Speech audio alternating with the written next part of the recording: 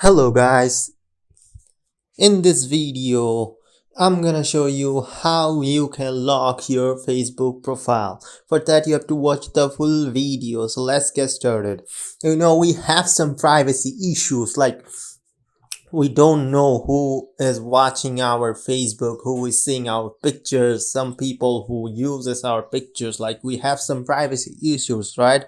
But Facebook gave us a really privacy control thing that will keep your privacy safe, and that I'm gonna show you today. So let's just start it. First you have to go to Facebook, then you have to click on three dots, and here you have to click on settings, and here you can see, scroll it down, just scroll it down. Here you can see profile locking. You have to just click on here and just give lock your profile, and just click on lock your profile. So your profile will be locked like this only.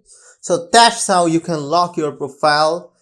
That's it for today guys. Thanks for watching this video, and do like, share and subscribe to this channel.